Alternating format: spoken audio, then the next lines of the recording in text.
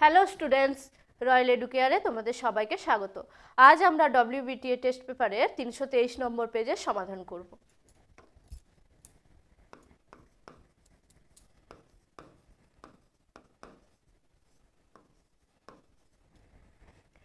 বিভাগ কতে যে প্রশ্নগুলি আছে দেখে নাও। প্রথম প্রশ্ন, অশ্বক্ষুরাকৃতি হ্রদ দেখা যায় নদীর নিম্ন প্রবাহে। পরের প্রশ্ন, অবরোহণ ও আরোহণ প্রক্রিয়ার সম্মিলিত ফল হলো পর্যায়ন। ওজোন গ্যাসে অক্সিজেনের কটি পরমাণু দেখা যায়? 3টি। কোনটি নিয়ত বায়ুপ্রবাহ? আয়ন বায়ু। কোন পরিবেশে প্লাঙ্কটন জন্মায়? উষ্ণ ও শীতল স্রোতের মিলনস্থলে। যে স্থানে মুখ্য জোয়ার হয় তার প্রতিপাদ স্থানে হয় গৌণ জোয়ার। পুনর্ব্যবহার করা সম্ভব নয় সবজির খোসা। ভারতের দক্ষিণতম স্থলবিন্দু হল ইন্দিরা পয়েন্ট। ভারতের সাতপুরা হল স্তূপ পর্বত। গঙ্গা নদীর উৎস হল গঙ্গোত্রী। ভারতের ইক্ষু রাজ্য বলা হয় উত্তরপ্রদেশকে। শিকড়ালগা শিল্প কোন কাঁচামালকে ভিত্তি করে গড়ে ওঠে? বিশুদ্ধ। দক্ষিণ পূর্ব রেলের সদর দপ্তর অবস্থিত কলকাতা। টোপোগ্রাফিক্যাল ম্যাপে সমোন্নতি রেখার রং বাদামি। এবার চলে আসি বিভাগ খতে। 2-এর দাগের 2.1-এ যেগুলো আছে, নিম্নলিখিত বাক্যগুলি শুদ্ধ হলে পাশে সু এবং অশুদ্ধ হলে পাশে অ লেখো। ভারতের বৃহত্তম নদী মধ্যবর্তী দ্বীপ হল মাজুলি। শুদ্ধ।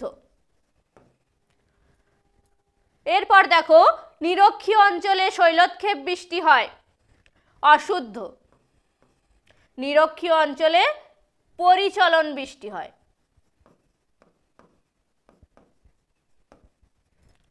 এরপর উষ্ণ বায়ুর জলীয় বাষ্প ধারণ ক্ষমতা কম। অশুদ্ধ। কম হবে না, হবে বেশি।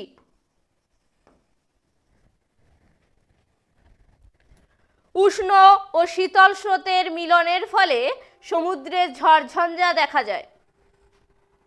শুদ্ধ।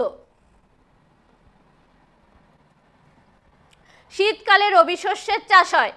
শুদ্ধ। ভারতের গ্রীষ্মকাল উষ্ণ ও শুষ্ক। শুদ্ধ। আর্যভট্ট ভারতের প্রথম প্রেরিত কৃত্রিম উপগ্রহ। শুদ্ধ।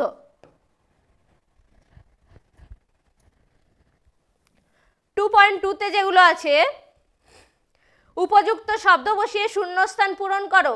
মেরু অঞ্চলে তুষার ক্ষেত্রের বরফমুক্ত পর্বত শৃঙ্গগুলি ড্যাশ নামে পরিচিত? নুনাটাক্স।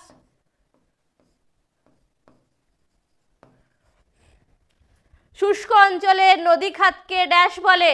ওয়াদি।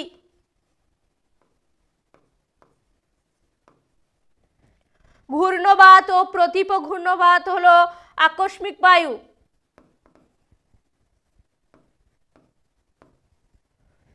কৃষ্ণ ও শুক্লপক্ষের ড্যাশ তিথিতে? অষ্টমী তিথিতে।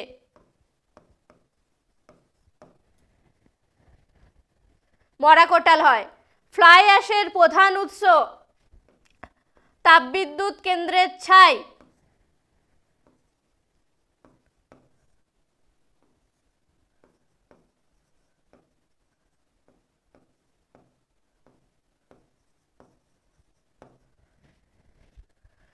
মরুস্থলীর দীর্ঘতম নদী? লুনি।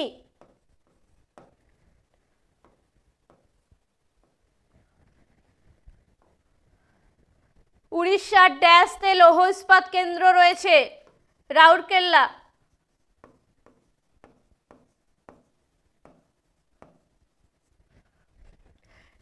2.3-তে যেগুলো আছে, একটি বা দুটি শব্দে উত্তর দাও। হিমবাহ শব্দের অর্থ কি? চলমান বরফের স্তূপ।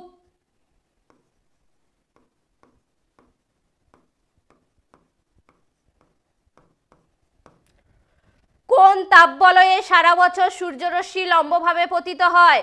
আমাদের তাপবলয় রয়েছে 3টে। উষ্ণমণ্ডল, নাতিশীতোষ্ণমণ্ডল ও হিমমণ্ডল। আমরা জানি উষ্ণমণ্ডলের ওপর সূর্যরশ্মি লম্বভাবে কিরণ দেয়, তাই কোন তাপ বলয়ের সারা বছর সূর্যরশ্মি লম্বভাবে পতিত হয়? উষ্ণমণ্ডল। উষ্ণমণ্ডলে। পৃথিবীর প্রতিটা স্থানে দিনে কতবার জোয়ার ভাটা হয়? দুবার। দুবার জোয়ার ভাটা হয়। তেজস্ক্রিয় বর্জ্যের প্রধান উৎস কোনটি? পারমাণবিক বিদ্যুৎ কেন্দ্র।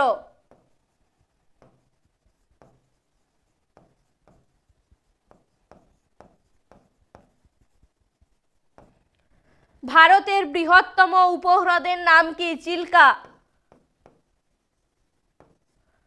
ভারতের কেন্দ্রীয় অরণ্য গবেষণাগারটি কোথায় অবস্থিত? দেরাদুনে।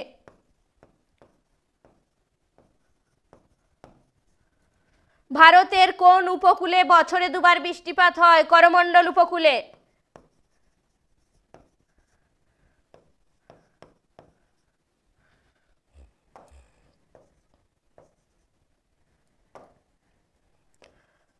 করমণ্ডল উপকূলে। ভারতের রাজপথগুলিকে কি বলা হয়?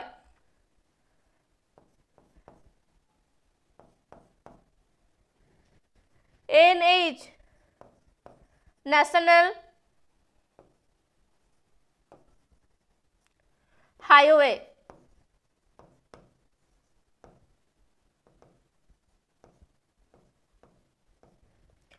National highway. 2.4 বাম দিকের সঙ্গে ডান দিকের গুলি মিলিয়ে লেখো। ইনস্যাট এ, জিওস্টেশনারি উপগ্রহ, সাধু জলের হ্রদ, ডাল হ্রদ, বৃষ্টির ছায় অঞ্চল, শিলং, ঐতিহাসিক শহর আগ্রা। বিভাগ ক এবং বিভাগ খ সমস্ত প্রশ্নের উত্তর আমরা করে নিলাম। এইবার দেখো বিভাগ গতে তোমাদের যে 2 নম্বরের প্রশ্নগুলি রয়েছে সেগুলি আমি অ্যান্সার তৈরি করে দিয়েছি। হিমবাহ কি? হিম শব্দের অর্থ হচ্ছে বরফ, বাহ শব্দের অর্থ হচ্ছে প্রবাহ। তাহলে হিমবাহ কি?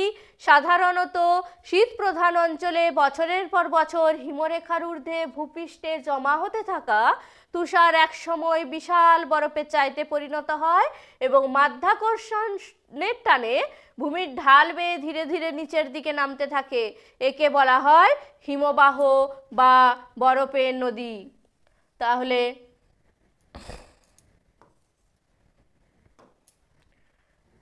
এটা যদি কোনো পর্বত হয় তাহলে পর্বতে আমরা জানি এখানে হিমবাহের অবস্থান, পর্বতের মধ্যে হিমবাহের অবস্থান লক্ষ্য করা যায়। তারপর এই বরফ যখন গলতে শুরু করে, এই বরফ যখন গলতে শুরু করে তখন এই পর্বত গাত্র বেয়ে কোথায় নেমে আসে? ঢাল বরাবর নিচের দিকে নেমে আসে এবং এই ঢাল বেয়ে নিচে নেমে আসার সঙ্গে সঙ্গে শুধুমাত্র যে হিমবাহ গলা জল থাকে তা নয়, হিমবাহের যে চাই বা টুকরো অর্থাৎ বরফের টুকরো থাকে, হিমবাহ গলা জল থাকে এবং পর্বত গাত্রের নুড়ি বালি পাথর এইসব সহ ঢাল বরাবর নিচে নেমে আসে। বৈশিষ্ট্য দেখো, হিমবাহের গতি নদীর মতো দ্রুত নয় এবং আমরা যে জল পান করি সেই স্বাদু জল কিন্তু আমরা হিমবাহ থেকেই পাই। তাহলে ভূপৃষ্ঠের ওপরে স্বাদু বা সুপেয় জলের বৃহত্তম ভাণ্ডার হলো হিমবাহ। পৃথিবীর প্রায় 10% অঞ্চলে হিমবাহ দ্বারা ভূমিরূপের পরিবর্তন ঘটে। উদাহরণ, গঙ্গার উৎপত্তি গঙ্গোত্রী হিমবাহ থেকে এবং যমুনার উৎপত্তি যমুনোত্রী হিমবাহ থেকে। অথবাতে যে কোশ্চেনটা আছে দেখো, আগামুখ কাকে বলে? হিমবাহের সঙ্গে বহুদূর থেকে বিভিন্ন আকৃতির শিলাখণ্ড এসে কোনো স্থানে সঞ্চিত হয়ে যে ভূমিরূপ গঠন করবে তাকে আমরা বলবো আগামুখ। এর বৈশিষ্ট্য হচ্ছে হিমবাহের সঞ্চয় কার্যের ফলে এটি গঠিত হয়। এগুলি কঠিন শিলায় গঠিত হয় এবং উদাহরণ হচ্ছে কাশ্মীরের পহেলগাম অঞ্চলে আগামুখ দেখতে পাওয়া যায়। এরপর হচ্ছে অ্যালবেডো কাকে বলে? আমরা জানি পৃথিবীতে যে সূর্যরশ্মি আসে তার সূর্যরশ্মির 200 কোটি ভাগের মাত্র 1 ভাগ আমাদের পৃথিবীতে আসে। সেই 1 ভাগকে যদি 100% ধরা হয়, সেই 100%-এর মধ্যে 100-র মধ্যে আমাদের 66% হচ্ছে 66% হচ্ছে, যদি 100% ধরা হয়,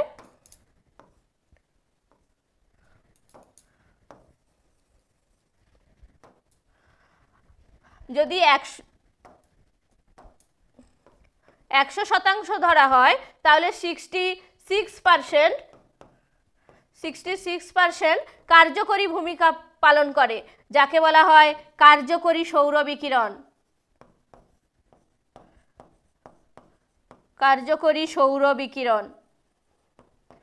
আর যে 34% থাকে সেটি কোনো রকম ভূমিকা পালন করে না, সেটি ফিরে যায়, তাকে বলা হয় অ্যালবেডো। অ্যালবেডো। এই অ্যালবেডো 34%, দেখো মেঘপুঞ্জ ধূলিকণা ভূপৃষ্ঠ থেকে বিচ্ছুরিত প্রতিফলিত হয়ে বৃহৎ তরঙ্গরূপে আবার মহাশূন্যে ফিরে চলে যায়, অর্থাৎ এর কোনো কার্যকরী ভূমিকা নেই। এক্ষেত্রে এর কোনো কার্যকরী ভূমিকা নেই, 66% এটা ভূপৃষ্ঠে কার্যকরী ভূমিকা পালন করে। তাহলে অ্যালবেডো হচ্ছে সূর্যরশ্মির তাপীয় ফলের 34% বায়ুমণ্ডলে অবস্থিত মেঘপুঞ্জ ধূলিকণা ভূপৃষ্ঠ থেকে বিচ্ছুরিত প্রতিফলিত হয়ে বৃহৎ তরঙ্গরূপে পুনরায় মহাশূন্যে ফিরে যায়, যা বায়ুমণ্ডলকে উত্তপ্ত করতে পারে না, তাকে অ্যালবেডো বলা হয়। এই যে 34%, এর 2% ভূপৃষ্ঠ থেকে, যেমন হিমবাহ মরুভূমি থেকে, 7% হচ্ছে বায়ুমণ্ডল থেকে অর্থাৎ ধূলিকণা, আর 25% হচ্ছে মেঘরাশি থেকে। 25, 7 আর 2 মিলিয়ে আমাদের 34%, এটা কোনো রকম ভূমিকা পালন করে না, তাই অ্যালবেডো নিষ্ক্রিয় সৌরতাপ নামে পরিচিত। এই যে অ্যালবেডোর ছবি দেওয়া আছে। এরপর হচ্ছে সিজিগি। সূর্য, চাঁদ এবং পৃথিবী যখন একই সরলরেখায় অবস্থান করে,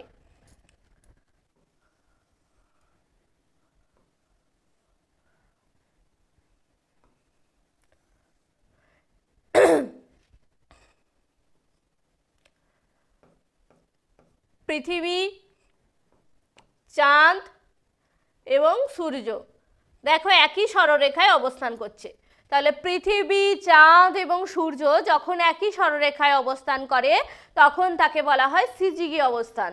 সিজিগি শব্দের অর্থ হচ্ছে যোগবিন্দু। এই সিজিগি দুটো অবস্থান, একটা হচ্ছে সংযোগ অবস্থা, একটা প্রতিযোগ অবস্থা। অমাবস্যা তিথিতে চাঁদ যখন সূর্য ও পৃথিবীর মাঝখানে থাকে, এই দেখো চাঁদ মাঝখানে অবস্থান করছে, তাহলে এটা হচ্ছে সংযোগ। সংযোগ, এখানে চাঁদ এবং সূর্য মিলিতভাবে আকর্ষণ করছে। এরপর দেখো প্রতিযোগ, যেটা হবে পূর্ণিমা তিথিতে একই সরলরেখায় পৃথিবী যখন সূর্য ও চাঁদের মাঝখানে থাকবে, এটা হচ্ছে পৃথিবী, এটা হচ্ছে পৃথিবী, এখানে একদিকে থাকবে সূর্য আর একদিকে থাকবে চাঁদ। তাহলে পৃথিবী যখন সূর্য এবং চাঁদের মাঝখানে অবস্থান করবে তখন দেখো দুজনে প্রতিযোগিতা করছে, এও এদিকে টানছে এও এদিকে টানছে, তাহলে যখন মাঝখানে অবস্থান করছে তখন তাকে বলা হচ্ছে প্রতিযোগ। কিন্তু দুক্ষেত্রেই দেখো দুজনই সরলরেখা বরাবর অবস্থান করছে, অর্থাৎ সূর্য, চাঁদ এবং পৃথিবী একই সরলরেখাতে রয়েছে সংযোগ ও প্রতিযোগে। এরপর দেখো পৌরসভার বর্জ্য কাকে বলে। পৃথিবীর প্রতিটি শহরেই বর্জ্য উৎপাদিত হয়। ছোট ছোট শহরগুলির তুলনায় বড় বড় শহরগুলি বিপুল পরিমাণে বর্জ্য পরিবেশে নির্গত করে।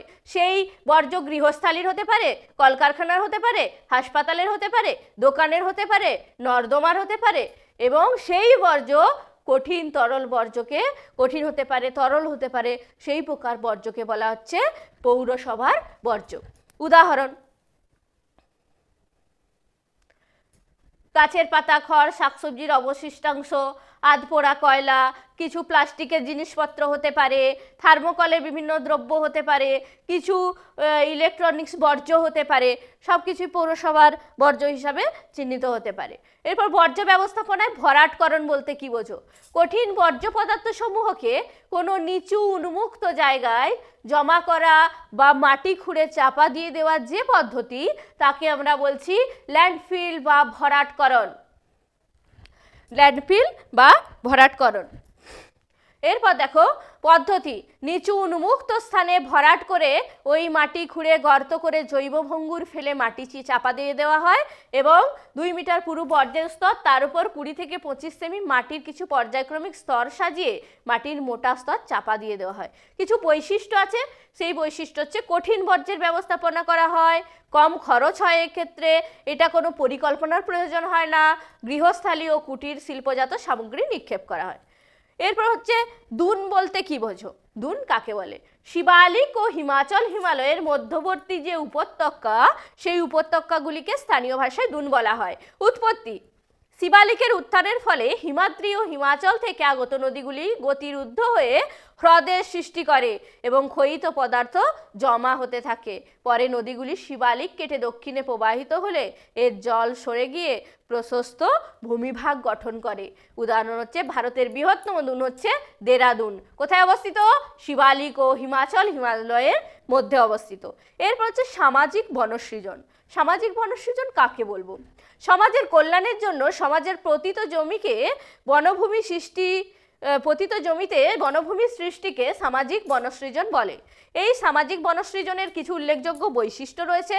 এখান থেকে কিন্তু অর্থ উপার্জন করা যাবে, সমাজের পতিত জমিকে পুনরুদ্ধার করা সম্ভব হবে, কিছু মানুষের কর্মসংস্থানের সুযোগ হবে, পতিত জমিতে বৃক্ষরোপণ করা যাবে, সমাজের উন্নয়ন ঘটবে এবং কিছু জ্বালানি সরবরাহ করা সম্ভব হবে। বাগিচা ফসল কাকে বলবো? ক্ষুদ্র, মাঝারি বা বিশালায়তন বাগিচা তৈরি করে মূলত জলবায়ুর উপর নির্ভর করে অত্যাধুনিক প্রযুক্তিবিদ্যার মাধ্যমে শ্রমনিবিড় পদ্ধতিতে বাণিজ্যিক উদ্দেশ্যে শস্য বা ফসল উৎপাদনের যে পদ্ধতি তাকে বলা হয় বাগিচা ফসল। বৈশিষ্ট্য হচ্ছে বাণিজ্যিক কৃষি ব্যবস্থা এটি। প্রচুর মূলধন না থাকলে এইভাবে বাগিচা প্রস্তুত করে চাষবাস করা সম্ভব নয়, প্রচুর মূলধনের প্রয়োজন, অনেক শ্রমিক এখানে শ্রম দিয়ে সেগুলো বাগিচা ফসল উৎপাদন করেন, উন্নত পরিবহন ব্যবস্থার প্রয়োজন, যেমন উদাহরণস্বরূপ চা, কফি, রবার, সিনকোনা এগুলো বাগিচা ফসলের উদাহরণ। ভারতের দুটি কৃষিভিত্তিক শিল্প, পাট শিল্প, কার্পাস শিল্প, সেই জন্য কার্পাস এবং পাটকে চাষ করতে হয়। কার্পাস এবং পাটকে জমিতে চাষ করতে হয়। টিসিসি, ভূপৃষ্ঠের উপাদান সমূহকে যে রঙে আমরা দেখি, অর্থাৎ তার আসল যে রং, সেই রং দ্বারা যখন তাকে চিহ্নিত করা হয়, সেই রং দ্বারা যখন তাকে প্রস্তুত করা হয়, তখন তাকে বলা হয় ট্রু কালার কম্পোজিট, অর্থাৎ সংক্ষেপে টিসিসি বলা হয়। এরপর হচ্ছে সেন্সর অথবা সেন্সর একটি যন্ত্র যা মহাকাশ থেকে পৃথিবীর বিভিন্ন উপাদানগুলির প্রতিফলিত সূর্যরশ্মির পরিমাণ সংগ্রহ করে বৈশিষ্ট্য তুলে ধরতে সাহায্য করে। সেন্সর কৃত্রিম উপগ্রহে রাখা থাকে এবং এই সেন্সরের মাধ্যমে ছবি তোলা সম্ভব হয়। সেন্সর আমরা জানি দুই প্রকার, একটা হচ্ছে সক্রিয় সেন্সর আর একটা নিষ্ক্রিয় সেন্সর। সক্রিয় সেন্সর কোনটি? সূর্যালোকের উপস্থিতি থাকুক বা না থাকুক সর্বক্ষণ সে ছবি তুলতে সক্ষম হবে, সেটি হলো সক্রিয় সেন্সর। এবং নিষ্ক্রিয় সেন্সর হলো শুধুমাত্র সূর্যালোকের উপস্থিতিতে যে সেন্সর ছবি তুলতে সক্ষম হবে তাকে বলা হবে নিষ্ক্রিয় সেন্সর। এরপরে বিভাগ ঘতে গিরিখাত ও ক্যানিয়নের মধ্যে পার্থক্য লেখো দিয়েছি। 4-এর 1-এ দেখো গিরিখাত ও ক্যানিয়নের মধ্যে পার্থক্য বিষয় সহকারে সুন্দর করে লেখা আছে, এগুলো কিন্তু তোমরা প্রস্তুত করে নিও। জেট বিমানগুলি বায়ুমণ্ডলে কোন স্তর দিয়ে যাতায়াত করে? আমরা জানি স্ট্র্যাটোস্ফিয়ারের মধ্য দিয়ে যাতায়াত করে, কিন্তু এই যাতায়াত করে যে কেন করে? কারণ হচ্ছে শান্ত অবস্থা, বায়ু প্রবাহের অনুপস্থিতি, জেট বায়ু প্রবাহ, এই পয়েন্টগুলো তোমরা একটু রেডি করে নিও। বর্জ্য ব্যবস্থাপনার 3টি প্রয়োজনীয়তা: রোগের প্রকোপ কমানোর জন্য, 2 নম্বর বর্জ্যের পরিমাণ হ্রাসের জন্য, 3 নম্বর হচ্ছে দূষণ নিয়ন্ত্রণের জন্য। অথবাতে আছে ভাগীরথী হুগলি নদীতে বর্জ্যের প্রভাব। ভাগীরথী হুগলি নদীতে বর্জ্যের প্রভাবে দেখো জলের প্রকৃতিগত পরিবর্তন লক্ষ্য করা যায়। জলের উষ্ণতা মাত্রাতিরিক্তভাবে বৃদ্ধি পায়, কারণ কি? শিল্প কারখানা থেকে নির্গত বিভিন্ন তেজস্ক্রিয় পদার্থ সেই জলের মধ্যে মিশছে। এরপর নদীর নাব্যতা হ্রাস, তাহলে ক্রমাগত সেই নদীতে যদি বর্জ্য পদার্থ নিক্ষেপ করা হয় তাহলে সেই নদীর যে গভীরতা সেটি অনায়াসে কমে যাবে, অর্থাৎ নাব্যতা হ্রাস পাবে। বন্যার সম্ভাবনা বৃদ্ধি, তাহলে বর্জ্য পদার্থ ফেলে যদি নদীটা ভরাট হয়ে যায়, নাব্যতা হ্রাস পায়, তাহলে দুকুল ছাপিয়ে জলরাশি ছড়িয়ে পড়বে, তার ফলে বন্যার সম্ভাবনা বৃদ্ধি পাবে। জলবাহিত রোগের সংক্রমণ, দেখো এখানে বিভিন্ন রকম জলবাহিত সংক্রমণ ঘটতে পারে, যেমন জলে আর্সেনিকের পরিমাণ বৃদ্ধি পাচ্ছে। জলজ বাস্তুতন্ত্রের ক্ষতি, কলকারখানার জল যখন ওখানে পড়ছে, দূষিত জল মিশছে, সেক্ষেত্রে জলজ বাস্তুতন্ত্র বিঘ্নিত হচ্ছে, সেই জলটা বিভিন্ন পদার্থ মিশ্রিত হয়ে যাওয়ার ফলে সেখানে জীবজগতের প্রাণনাশের বিষয়টি চলে আসছে, তারা মারা যাচ্ছে। কৃষিজমির ওপর প্রভাব, নদীর বর্জ্য পদার্থ মিশ্রিত দূষিত জল কৃষিজমিতে ব্যবহার করার ফলে কৃষিজমির উর্বরতা কমে যাচ্ছে ও বিভিন্ন ব্যাকটেরিয়া ও জীবাণু মারা যাচ্ছে। এর ফলে কৃষিক্ষেত্রে উৎপাদন কমে যাচ্ছে, যেমন দূষিত জল কৃষিজমির উর্বরতা শক্তিকে হ্রাস করছে। 4.3 খারিফ শস্য ও রবি শস্যের মধ্যে পার্থক্য, এটি তোমরা প্রস্তুত করে নিও, অথবাতে দেখো পরিবহন ও যোগাযোগ ব্যবস্থার মধ্যে পার্থক্য লেখো, এটাও তৈরি করে নিও। এরপর দূর সংবেদন ব্যবস্থার সুবিধা ও অসুবিধা, দেখো দূর সংবেদন ব্যবস্থার সুবিধা কি, দুর্গম অঞ্চলে যেখানে আমরা পৌঁছাতে পারি না, যেতে পারি না, সেই সব জায়গার তথ্য সহজেই তুলে ধরা যায়। বিস্তৃত অঞ্চলের নিখুঁত তথ্য সংগ্রহ, খুব অল্প সময়ে একটা বিশাল আয়তন জায়গা সম্পর্কে আমরা নিখুঁত তথ্য সংগ্রহ করতে পারি।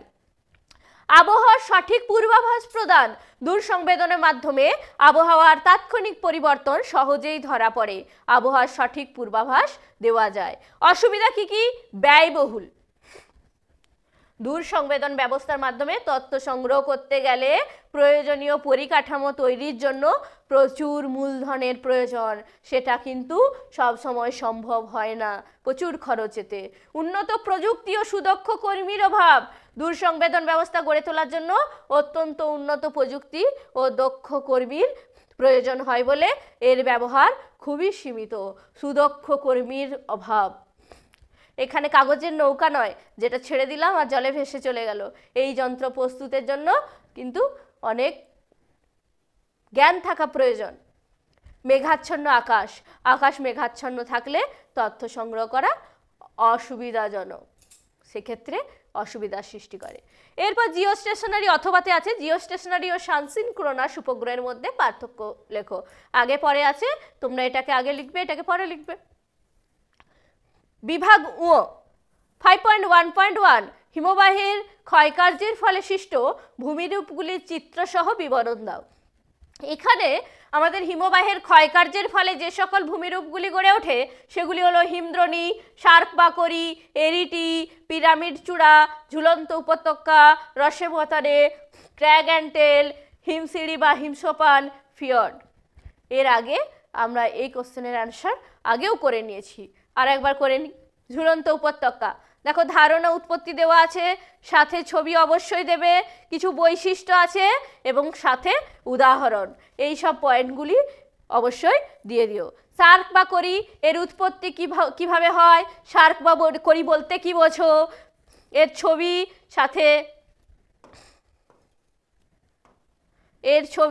সাথে কিছু বৈশিষ্ট্য এবং দেখো উদাহরণ দেওয়া আছে। এরপর রসেমতনেও তাই, ধারণা উৎপত্তি ছবি আছে, কিছু বৈশিষ্ট্য আছে এবং এর উদাহরণ আছে। তারপরে 5.1.2 আমাদের নিয়ত বায়ু প্রবাহের সঙ্গে চাপ বলয়ের সম্পর্ক। আমরা জানি 7টি চাপ বলয়ের অবস্থান, যেটা হচ্ছে নিরক্ষীয় নিম্নচাপ বলয়, কর্কটীয় উচ্চচাপ বলয়, মকরীয় উচ্চচাপ বলয়, সুমেরুবৃত্ত প্রদেশীয় নিম্নচাপ বলয়, কুমেরুবৃত্ত প্রদেশীয় নিম্নচাপ বলয়, সুমেরু উচ্চচাপ বলয়, কুমেরু উচ্চচাপ বলয়। এবং আমাদের যে নিয়ত বায়ু রয়েছে সেটা 3 প্রকার, আয়ন বায়ু, পশ্চিমা বায়ু, মেরু বায়ু। আয়ন বায়ু, পশ্চিমা বায়ু, মেরু বায়ু। আয়ন বায়ুর সঙ্গে চাপ বলয়ের সম্পর্ক নিরূপণ করতে গেলে আমরা দেখব আয়ন বায়ুর প্রকারভেদে 2 প্রকার, উত্তর পূর্ব আয়ন বায়ু এবং দক্ষিণ পূর্ব আয়ন বায়ু। সেই রকম পশ্চিমা বায়ু এবং মেরু বায়ু প্রত্যেকটির 2টি করে ভাগ রয়েছে, সেগুলো সম্পর্কে আমাদের জানতে হবে।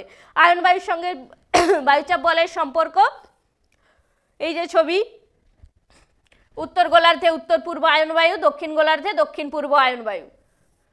এরপর পশ্চিমা বায়ুর সঙ্গে চাপ বলয়ের সম্পর্ক, প্রকারভেদ, দক্ষিণ পশ্চিম পশ্চিমা বায়ু, উত্তর পশ্চিম পশ্চিমা বায়ু।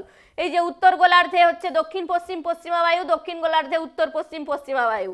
এরপর দেখো মেরু বায়ু, মেরু বায়ুর সঙ্গে চাপ বলয়ের সম্পর্কে দুটি প্রকারভেদ আছে, একটা হচ্ছে উত্তর পূর্ব মেরু বায়ু, একটা হচ্ছে দক্ষিণ পূর্ব মেরু বায়ু। দেখো উত্তর পূর্ব মেরু বায়ু আর এখানে রয়েছে দক্ষিণ পূর্ব মেরু বায়ু। এছাড়া 7টি চাপ বলয়ের নাম দেওয়া আছে এবং তাদের মান দেওয়া আছে, চটপটে রেডি করে নাও। 5.1.3 মানব জীবনে জোয়ার ভাটার প্রভাব। জোয়ার ভাটার কিছু সুফল দিয়েছি, জাহাজ চলাচল, পলি মুক্ততা, নদীর বরফ মুক্ততা, জলবিদ্যুৎ উৎপাদন, মৎস্য আহরণ, ব্যবসা বাণিজ্য। কিছু কুফল আলোচনা করেছি, কৃষি কার্যের ক্ষতি, আবর্জনা, অনেক সময় বড় বড় নর্দমা দিয়ে জোয়ারের জল প্রবেশ করে শহরকে নোংরা করে তুলতে পারে, অর্থাৎ আবর্জনা যুক্ত হয়ে যায়। এরপর জীবনহানি, কেউ মাছ ধরতে গেল, তাহলে জোয়ারের টানে তাদের নৌকা বা জাহাজডুবি যদি হয়ে যায়, সেই জীবিকা পূর্ণ ব্যক্তিটি কিন্তু জীবনহানি ঘটতে পারে। জোয়ারের প্রবল বেগের জন্য নৌকা বলো, ছোট জাহাজ বলো, সেগুলো ক্ষতি হওয়ার সম্ভাবনা রয়েছে।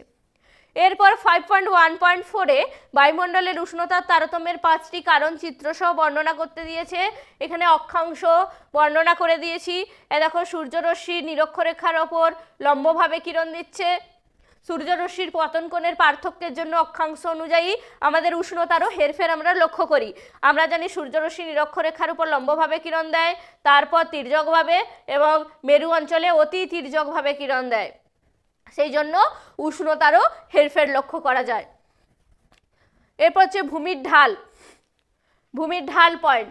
ভূমিভাগে যেদিকের ঢাল সূর্যের দিকে মুখ করে থাকে সেই ঢালটি নিশ্চয়ই বেশি উষ্ণ হবে। এই যে উষ্ণ ঢাল, সূর্যের দিকে যেটি মুখ করে থাকবে, এবং এই ঢালটা তার বিপরীতমুখী, এটা দেখো শীতল ঢাল। বায়ু প্রবাহ, উষ্ণ ও শীতল বায়ু প্রবাহের জন্য বিভিন্ন স্থানে উষ্ণতার তারতম্য লক্ষ্য করা যায়। গ্রীষ্মকালে লু বাতাস প্রবাহিত হয়, উষ্ণতা বৃদ্ধি পায়। ভারতবর্ষে গ্রীষ্মকালীন দক্ষিণ পশ্চিম মৌসুমী বায়ু আসার ফলে 90% বৃষ্টিপাত ঘটে, তখন আবার উষ্ণতাটা কমে যায়। এরপর হচ্ছে সমুদ্র স্রোত, যেমন উদাহরণস্বরূপ শীতল ল্যাব্রাডর স্রোতের প্রভাবে নিউফাউন্ডল্যান্ড উপকূলে তুষারপাত হয়। সমুদ্র স্রোতের ভূমিকা এই ক্ষেত্রে অন্যতম। উচ্চতা বৃদ্ধির সাথে সাথে বায়ুমণ্ডলীয় চাপ কমতে থাকে এবং উষ্ণতার পরিমাণও সেক্ষেত্রে কমতে থাকে। যেমন নিম্ন বায়ুমণ্ডলে উচ্চতা বৃদ্ধির সাথে সাথে 6.5 ডিগ্রি সেন্টিগ্রেড বা 6.4 ডিগ্রি সেন্টিগ্রেড প্রতি কিলোমিটারে উষ্ণতা কমতে থাকে। নিরক্ষীয় অঞ্চলে অবস্থিত হওয়া সত্ত্বেও আফ্রিকার কিলিমাঞ্জারো পর্বতচূড়া উচ্চতা বেশি হওয়ার জন্য বরফ আবৃত থাকে। স্বাভাবিক উদ্ভিদের উপস্থিতি অনুপস্থিতি বায়ুমণ্ডলের উষ্ণতাকে নিয়ন্ত্রণ করে। যেমন স্বাভাবিক উদ্ভিদের উপস্থিতি সূর্যের রশ্মিকে সরাসরি ভূপৃষ্ঠে আসতে দেয় না বলে উষ্ণতা কম হয়, কিন্তু উন্মুক্ত ফাঁকা জমি যে জমি থাকে, সেই ফাঁকা জমিতে যদি গাছপালা না থাকে সেখানে কিন্তু বেশি উষ্ণ হয়। মেঘাচ্ছন্নতা বায়ুমণ্ডলের উষ্ণতার তারতম্যে সাহায্য করে। যেমন মরুভূমি অঞ্চলে আকাশে মেঘ থাকে না বলে দিনের বেলায় অধিক উষ্ণ, এবং আমরা জানি যে রাত্রিবেলা উষ্ণতা কমে যায়, তাই মরু অঞ্চলে উষ্ণতার প্রসার বেশি হয়। স্থলভাগ ও জলভাগের বন্টন বায়ুমণ্ডলে উষ্ণতা বৃদ্ধিতে সাহায্য করে। স্থলভাগ দ্রুত উত্তপ্ত হয় এবং দ্রুত শীতল হয়, এবং উল্টো দিকে আমরা কি দেখব, যে জলভাগ ধীরে ধীরে তাপ গ্রহণ করে এবং তাপ বর্জন করে উষ্ণতার তারতম্য ঘটায়। 5.2.1-এ দেখো ভারতের পূর্ব ও পশ্চিম উপকূলের সমভূমির পার্থক্য লেখো। এখানে পার্থক্য আমি সুন্দর করে দিয়ে দিয়েছি, এগুলো তৈরি করে নিও।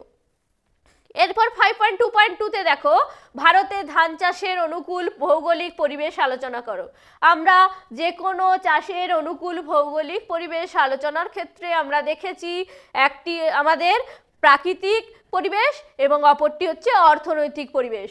আমাদের প্রাকৃতিক পরিবেশের যে পয়েন্টগুলো দেখো, জলবায়ু, তার আন্ডারে রয়েছে উষ্ণতা, কতটা উষ্ণতা প্রয়োজন ধান চাষের জন্য, কিরম বৃষ্টিপাতের প্রয়োজন, আর্দ্রতা কেমন থাকা প্রয়োজন, কি কি মৃত্তিকাতে এই ধান চাষ খুব ভালো হয়, যেমন দিয়েছি দোআঁশ মাটি ও পলি মাটি, অপ্রবেশ্য কাদামাটি, এবং ভূমির প্রকৃতি কেমন হওয়া প্রয়োজন, ভূমির উচ্চতা কেমন থাকলে ধান চাষ কিরম প্রকৃতির হবে। কিছু অর্থনৈতিক পরিবেশের কারণ দিয়েছি, শ্রমিক ও অন্যান্য কারণ যেগুলো সেগুলো দেখিয়ে দিয়েছি। এখানে প্রাকৃতিক পরিবেশ।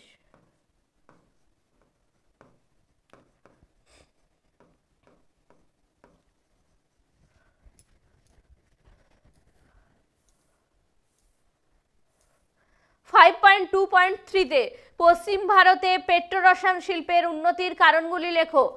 পয়েন্ট সহকারে সুন্দর করে গুছিয়ে লেখা আছে, তোমরা চটপট এগুলো তৈরি করে নেবে। পয়েন্টগুলি হলো কাঁচামাল পাওয়ার সুবিধা, খনিজ তেল শোধনাগারের অবস্থান, বন্দরের সান্নিধ্য, চাহিদা, পর্যাপ্ত বিদ্যুৎ, উন্নত পরিবহন ব্যবস্থা। কিছু অন্যান্য কারণ দিয়েছি, যেমন জল, এছাড়াও মূলধন, দক্ষ কারিগর, পেশাদার পরিচালক ইত্যাদিও সহজেই পাওয়া যায়। ভারতের জলবায়ুর 5.2.4-এ আছে ভারতের জলবায়ুর বৈশিষ্ট্যগুলি উল্লেখ করো। জলবায়ুর প্রকৃতি, মৌসুমী বায়ুর অত্যধিক প্রভাব, ঋতু পরিবর্তন। আমরা জানি ঋতু পরিবর্তন যেমন গ্রীষ্ম, বর্ষা, শরৎ, শীত, এই 4টি ঋতু আমরা বিরাজ করতে দেখি। এছাড়া শীতের আগে ও শীতের পরে আমরা অল্প খানিক সময় হেমন্তকাল ও বসন্তকাল পাই। ঋতুকালীন বায়ু প্রবাহ, বায়ুর আগমন প্রত্যাগমনের উপর নির্ভর করে বায়ু প্রবাহিত হয়। অনিশ্চিত ও অনিয়মিত বৃষ্টি, যেটা আমরা জানি মৌসুমী বায়ুর খামখেয়ালিপনা। সেই মৌসুমী বায়ুর খামখেয়ালিপনা প্রকৃতি হওয়ার জন্য প্রতি বছর দেশের সর্বত্র সমানভাবে বৃষ্টিপাত হয় না। অতিবৃষ্টির ফলে বন্যা, আবার অল্প বৃষ্টি হওয়ার ফলে বা সময়ের অনেকটা পরে আসলে সেক্ষেত্রে খরার সৃষ্টি হয়। শৈলক্ষেপ বৃষ্টিপাত, দক্ষিণ পশ্চিম মৌসুমী বায়ুর প্রভাবে পশ্চিমঘাট পর্বতের পশ্চিম ঢালে, পূর্ব হিমালয়ের পাদদেশে, উত্তর পূর্ব ভারতের পার্বত্য অঞ্চলে প্রচুর পরিমাণে বৃষ্টিপাত হয়। আর পশ্চিমঘাট পর্বতের পশ্চিম ঢালে প্রচুর পরিমাণ বৃষ্টিপাত হয়, আর পূর্ব ঢাল হচ্ছে বৃষ্টির ছায়া অঞ্চল নামে পরিচিত। কিছু অন্যান্য কারণ দিয়েছি দেখো। এরপর হচ্ছে আর্দ্র গ্রীষ্মকাল, শুষ্ক শীতকাল। ভারতে মৌসুমী বায়ুর আগমনে জুন থেকে আগস্ট মাসে বৃষ্টি হয়। শীতকালে নভেম্বর ফেব্রুয়ারি মৌসুমী বায়ু স্থলভাগ থেকে প্রত্যাগমন করে বলে জলবায়ু শুষ্ক প্রকৃতির। অন্যান্য বৈশিষ্ট্য হচ্ছে মৃদু শীতকাল। উত্তর ভারতের কিছু এলাকা ছাড়া দেশের অধিকাংশ স্থানে শীতকালে উষ্ণতা খুব কমে না। স্থানীয় বায়ু প্রবাহের সক্রিয়তা, ঘূর্ণিঝড়ের প্রভাব। এই পয়েন্টগুলো তৈরি করে নিও। বিভাগ চতে আমাদের আছে ম্যাপ পয়েন্টিং 6-এর দাগে, যেটা হচ্ছে 6.1-এ যেটা আছে আরাবল্লী পর্বত এখানে অবস্থিত। 6.2-তে যেটা আছে কাম্বে বা খাম্বাত উপসাগর, এই যে এই জায়গাটা অবস্থিত। 6.3-তে আছে ভারতের একটি বৃষ্টির ছায়া অঞ্চল, এই যে শিলংকে চিহ্নিত করেছি। 6.4 হচ্ছে পূর্ব ভারতের ল্যাটেরাইট মৃত্তিকাযুক্ত অঞ্চল। 6.5 হচ্ছে দক্ষিণ ভারতের কফি উৎপাদক অঞ্চল। 6.6 হচ্ছে ভারতের ম্যানচেস্টার, কি হবে? আহমেদাবাদ। 6.7 সর্বাধিক জনঘনত্বপূর্ণ কেন্দ্রশাসিত অঞ্চল দিল্লি। 6.8 মুম্বাই। 6.9 পূর্ব ভারতের একটি মহানগর কলকাতা। 6.10 একটি শুল্কমুক্ত বন্দর কান্ডালা। আমাদের WBT এর এই পেজটি সম্পূর্ণ সমাধান হয়ে গেছে। এগুলো তোমরা তৈরি করে নাও এবং তোমাদের বন্ধুদের সাথে এগুলি শেয়ার করো, যাতে তারাও এই প্রশ্নের উত্তর মাধ্যমিকে অবশ্যই লিখে আসতে পারে। থ্যাংক ইউ ভিডিওটি দেখার জন্য।